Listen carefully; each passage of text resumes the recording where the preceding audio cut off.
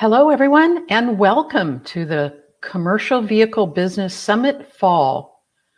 I'm really excited that you're all here today. We're all like-minded, but we probably each have different reasons for wanting to participate in an exploration of our future opportunities and experiences. And whether it's that you care about the future, whether it's you're worried about getting left behind, or as I like to think about it, whether you're here to seize opportunities that are hidden in change, we're happy that you've joined us. Now, the last 18 months have really remodeled how we think about a lot of things, of course, but specifically in the commercial vehicle business space, there's been a big spotlight on a number of things. Number one, look at what we're calling first, mid, and last mile. Hyper-focused on each of those as we continue to expand the home delivery, the activities that are going on in between, and the entire supply chain.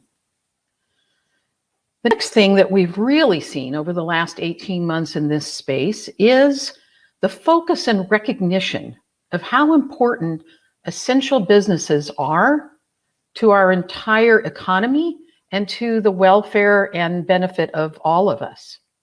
And in fact, just so you all know, 80% of our GDP depends on companies' use of commercial vehicles, 80%.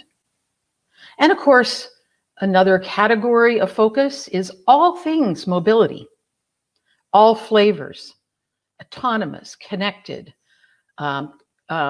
e-commerce in the vehicle.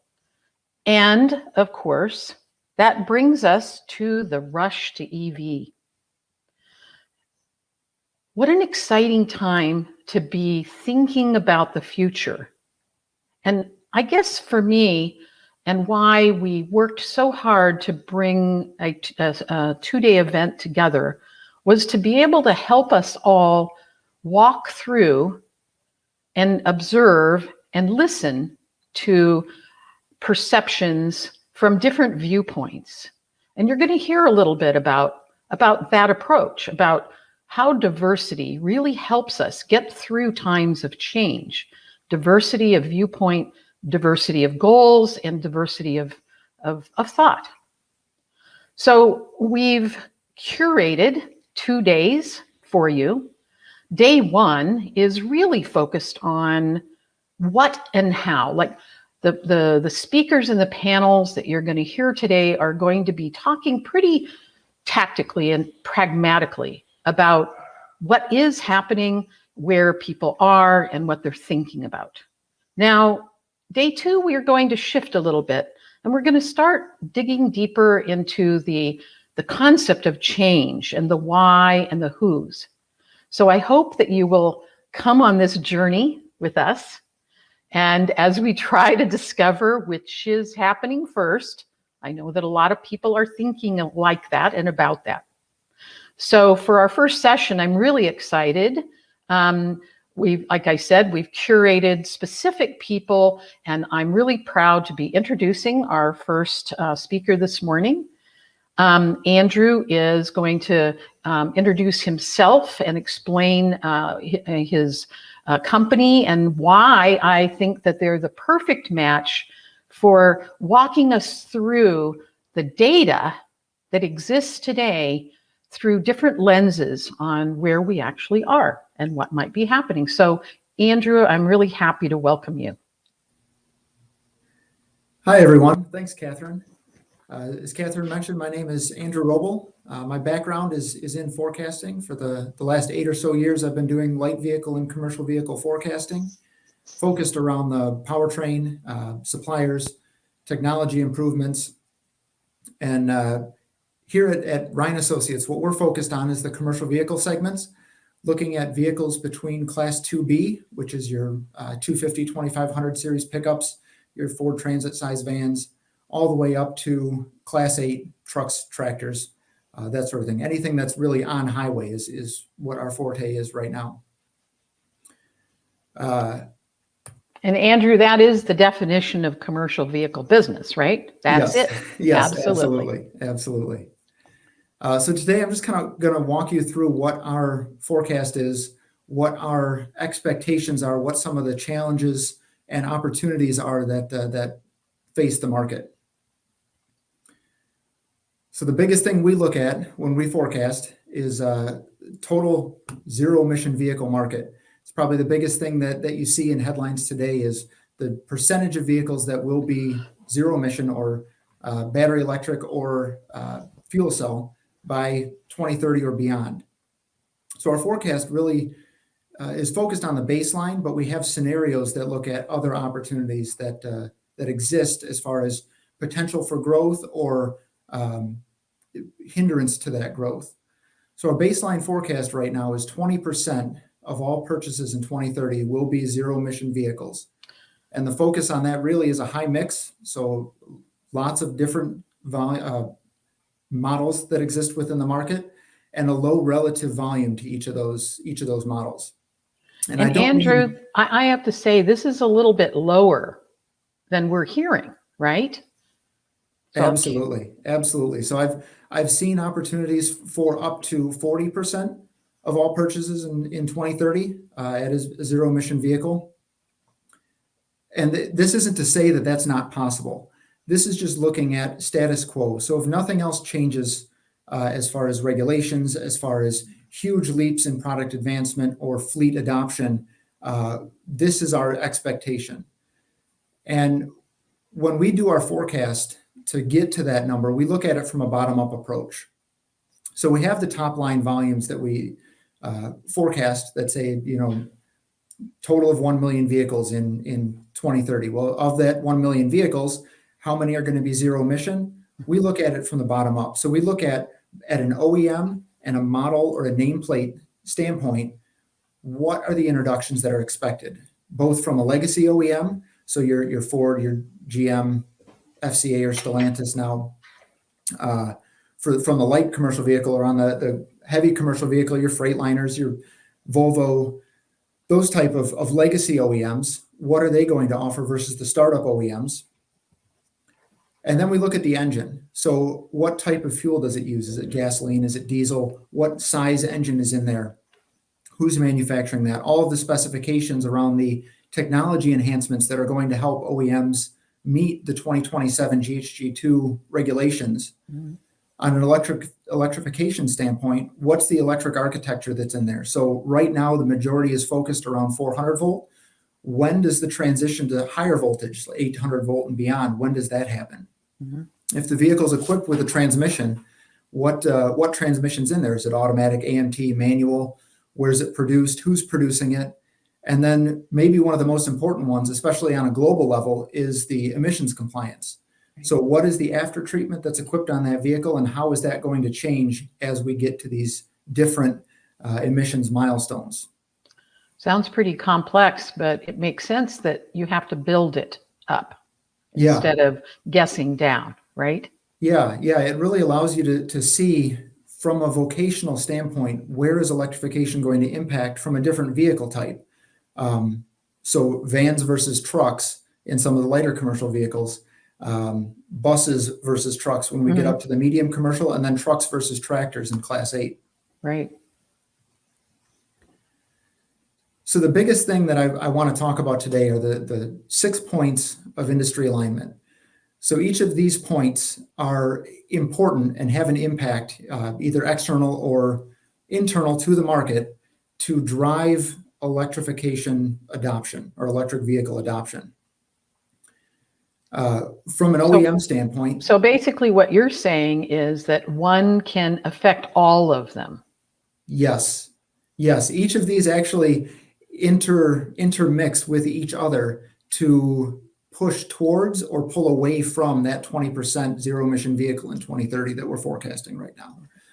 So from an OEM standpoint, advances in product availability or increases in product availability or production of those electric vehicles or zero emission vehicles could change that. Fleet adoption, how do fleets adopt these vehicles? And right now, what we're anticipating in that 20% number is majority of that adoption will be from large fleets. So looking at UPS, Amazon, FedEx, those type of fleets that are very focused on corporate sustainability or appearing green to the public, where we know for a while these fleets have said, we'll buy every electric vehicle you can produce and sell to us. Right. We want them. Amazon's committed to a big startup, Rivian, where they're going to buy 100,000 Rivian vans before 2030 or by 2030 and deploy those into their fleet. But where the question mark is on the smaller and medium fleets, how and when do they adopt? And that's kind of tied more closely to what's going on with these other points. From a supplier standpoint, one of the big focuses has been around 800 volt technology. Without going into too many details, just based on time here, 800 volt really enables lower weight, longer range, and faster charging, which are the three big keys to advancing that electric vehicle adoption. Mm-hmm. But right now it's hindered by the biggest thing, which is high cost and low production opportunity. Right. So once 800 volt is introduced into vehicles, does that encourage more fleets to switch? Are fleets waiting until technology like that exists? But the other concern is from an infrastructure standpoint. Even right now, looking at 400 or 600 volt based vehicles, they have to be recharged. So how do fleets recharge these vehicles? Do they focus on public charging versus private charging? If it's private and they're charging at their facility, can their facility accept the power that's going to be required to charge these 800 volt vehicles? Or is that even a concern right now? Mm-hmm. Because we know that diesel exists and we know that OEMs are going to be able to achieve these 2027 targets, is it that these small and medium fleets wait until beyond that to make the decision as far as when and what they're going to buy? Further to that infrastructure, we've got the utilities. And we know that from a lot of what's happening right now due to COVID, California and Texas are already struggling with the grid and supporting the electric draw that's happening right now. So when you add all this additional draw onto the grid, does that change how fast these can be introduced? Does that limit the total addressable market that electric vehicles have just because the grids can't support it? Further to that, you've got peak hours, on-peak hours. Right now, they exist 2 to 6 p.m. or something like that, depending on where you are. If fleets start charging between 7 p.m. and 7 a.m., does that now extend those on-peak hours and that increases the cost to recharge these vehicles? What that really does is change the total cost of ownership, or TCO model, to a variable model, because now you've got to decide how these cars or vehicles are going to be recharged. And the cost could depend on how many vehicles are being charged at any given point. On the regulation side, right now, regulations are focused on the production side, focused on what OEMs are forced to build in order to be able to continue to sell vehicles. CARB says if you don't sell an electric vehicle, you can't sell any other vehicles in the CARB or MOU states. What's going to happen to encourage the buy side? That's really the next question on regulations, is when do incentives really come into play, or how does the legislation or regulation encourage fleets to be able to make that switch over to a zero emission vehicle? Right. So I'm going to kind of do an overview on the opportunities and the challenges that exist within each segment. So like commercial, we classify that as 2B and 3, class 2B and 3. And we're expecting that segment to be 22% battery electric by 2030. And that may be a big And difference. let me make sure I understand. Is that 22% of new purchases? Yes. Okay. Yep, of new purchases by 2030. Right. The big thing there is last mile. Last mile's been Right. Presented as the biggest opportunity for a zero emission vehicle or a battery electric vehicle in this case for vans. But the van market only makes up about 26%. Right now, 2021 makes up about 26% of the entire light commercial vehicle segment. Mm-hmm. So where we're expecting van to be around 45% battery electric by 2030, it's only going to contribute to about 22% total battery electric vehicles in light commercial. Trucks are the vast majority of the segment, and they've really seen the most growth over through COVID, through 2020. And trucks, we don't see as much opportunity for electrification. We see more opportunity in truck for hybrid, especially outside of the CARB states. But majority of electrification we're expecting in light commercial to be on the van side. And because most of those vans are gasoline, there's most risk to gasoline as a fuel type within that segment. But we really don't expect very much change to diesel, just as trucks continue to maintain that market share in the segment. When we look to startup OEMs versus legacy OEMs, startup OEMs have kind of been able to control the market because they've had introductions. They've already come out with vehicles. They're starting production of vehicles now, whereas legacy OEMs are only just now starting. But what's interesting is fleets tend to buy what they know. And we see that especially with BrightDrop. BrightDrop being GM's startup OEM that they launched, where they've kind of given it complete control to do whatever it needs to do to be successful. How do they compete in the market? How do they fit in as electric vehicles? But within a year of announcing that, they've already come out with a Chevrolet branded version of that van. And that's to appeal to fleets or customers who are focused on, hey, I've always had Chevrolets in my fleet. I know where to get a Chevrolet serviced. I'm not 100% comfortable with moving over to a startup OEM. I want to stick with what I know. Brand loyalty the term brand loyalty really exists for a reason, right? Exactly. Interesting. So on the medium commercial side, focused on classes 4 through 7 there, we're expecting of new purchases around 20% to be battery electric by 2030. And this should really say zero emission vehicles. It does include fuel cell. Now we don't expect too many fuel cells to occur in the lighter vehicles. It is definitely out there as an opportunity for zero emission vehicles. Mm-hmm. So cutaway vans and school bus make up about 23% of the market, and school bus is expected to be about 40% battery electric vehicle by 2030. That makes sense. That's really the biggest segment in medium duty that we are expecting to move to electrification. It's been identified for several years now as the largest opportunity, because you have so many other opportunities. Since they're parked for so long, you could use it as a power storage to be able to feed back to the grid during peak hours when these don't need to be used, don't really need to be recharged, but they want to stay plugged in just so that when they do need to be used, they're ready to go. During that time that they're charged in, they could backfeed the grid and help support the peak demand that comes. And one of the things, Andrew, that you're introducing here is how much the models of operation of vehicles is going to change due to this new opportunity, right? Yes, that is probably the biggest hurdle, is learning how to adapt to electrification. So right now you have an ICE or an internal combustion engine in your fleet's vehicle. You drive to the gas station, fill it up with gasoline or diesel, go on your day. At the end of the day, if it's low, you fill it up again, park it, and then carry on. With electric, you have to make sure that before you start, it's full so that you have as much potential range as possible. And then at the end of the day, you have to make sure that it's plugged in and ready to charge.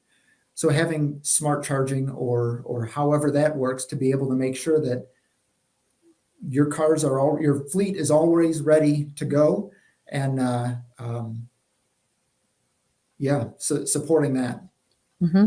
And even this concept of grid sharing and maybe even vehicle sharing, right? So we're going to talk about more of that later. I just wanted to point out that you've really laid the groundwork for that. Yeah. Go ahead. The other part too is electric upfitters and OEMs. There are several OEMs that work with upfitters to where Ford will sell them a van without an engine in it, or a strip chassis without an engine in it. And these can be upfit with electric powertrains and then sold as a brand new vehicle through these upfitters. It will be very interesting to see how those upfitters and OEMs maintain those relationships as OEMs launch their own electric versions of these. Right. Because it will be able to be maintained by those OEM service centers. Because that's one of the key focus. So keeping these vehicles up and operating, and where do they get it serviced and how do they get it serviced? If it's an OEM that they're comfortable with, it becomes much easier because they know where to take care of all that. But for startups and upfitters, where they may not know where to get it serviced, or the service opportunities may be limited in their area, could be challenges. Yep. I know it's a completely different category, so I'm glad we went on to this, because hydrogen is clearly a question, right? Yes. That's in everybody's mind. So yes. Go ahead. Well, we see of the 17% zero emission vehicle in Class 8, the heavy commercial vehicles, we do see a significant opportunity here for a hydrogen fuel cell. Now, that one has more potential challenges, especially around the infrastructure side. How that infrastructure and how quickly that infrastructure is developed will play a key role in rolling out hydrogen fuel cell. And then also, another challenge becomes 800 volts. So we do see a lot of opportunity on the Class 8 side for 800 volt electric vehicle infrastructure, because that has the opportunity to increase range, reduce the charging time, and reduce the weight, especially long haul for Class 8. There's a big opportunity to have that, where you can now charge in the 10 to 15 minutes that it takes you to fill up with diesel. You can charge your electric truck in that same time period. Does that hinder the opportunity for fuel cell? There's potential, but with so many OEMs working on it, it will certainly be a player here in the short to medium term. Tesla is another big one. Then on the light vehicle side, I've always called it the Tesla effect, where you see huge growth numbers in electric vehicle acceptance and adoption, and then you dig into it, and it's all Tesla that drove that adoption. From early on, it looked like Tesla was going to be the big player for commercial vehicle. They've continued to delay the truck, mostly based on sending their component shortages. Any of the components that they have that are short right now, they're pushing those into where they're already producing, already selling vehicles, and already making money on vehicles. With how low they're targeting the price for this semi-truck, it may be challenging for them to make money on it right away.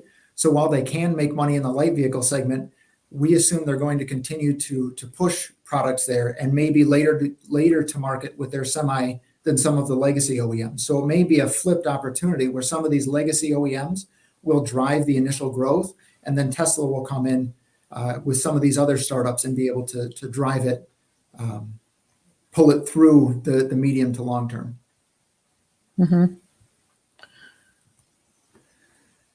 So on the most needed collaboration, I kind of take it back to the second slide Kathryn had with the chicken and the egg.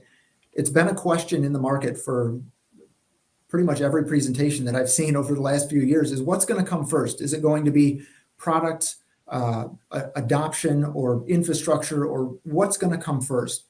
And it's clear that right now it's kind of happening almost at the same time, with the product availability kind of driving that.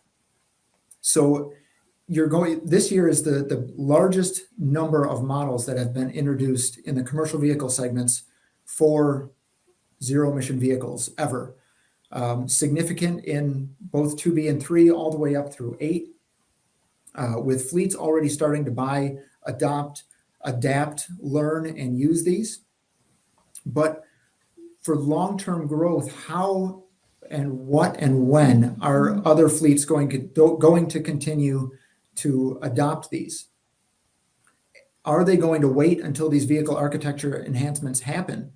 Will the public charging infrastructure drive further adoption because private infrastructure won't be as necessary if faster charging can be had outside of fleet base? Looking at the utilities, how is the electrical infrastructure that's aging throughout the country, how is it going to be improved? Can it support 100% EV adoption? And if not, what's the total addressable market that the infrastructure could support at any given year? And then on the regulation side, how are we going to incentivize or encourage fleets to continue to buy these vehicles? So it really is all 6 of these points that need to work together in order to drive to drive future adoption, to be able to push past that 20% that we're kind of assuming right now will be the case in 2030, push past that and get closer to that 30 or 40% adoption that could be possible if the product is there for the fleets to buy and the fleets can charge it and are encouraged to do so. Sort of the sun, moon, stars all in alignment, right, Exactly. Andrew? Exactly. Well, it's very interesting because this is perfect to lead the day off, because we start with saying how important commercial vehicles are, right? That's what the Commercial Vehicle Business Summit is all about, hyper-focusing on that area. And like you said, this year is kind of the first year that everybody acknowledged that maybe this is where it's all going to happen first. And it's going to happen because there's a bigger opportunity to collaborate along all of these, because the motivations are commercial. And like you said, that one space where we're trying to figure out the small fleet motivations and their TCO, basically, right? What is that going to look like? But the great news is that we can hyper target by use and by the specific value of the solution to that use in the commercial space, unlike retail. Yeah. Well, and that's really the key, is that different vocations are going to adopt different technologies. Correct. At different times. So where you may have a construction fleet that has pickup trucks that needs a hybrid, because now they can use that hybrid to power their construction site instead of having on-site generators, that may make more sense to them than a battery electric truck ever would.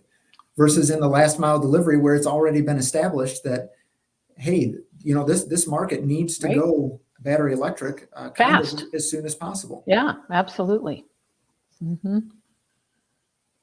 Well, I think that certainly stimulating, creating a format. You've done a great job of helping us create a format against which to think about what we're going to hear and learn today. So we just have a minute and a half left. What else? What would you like to leave us with from to carry forward? I guess as kind of a leave behind, what my focus will be as I watch the rest of these sessions is how are the various OEMs, suppliers, industry collaborators that are presenting, how are they addressing all of these 6 key other issues? How are they addressing what's happening in each of these spaces?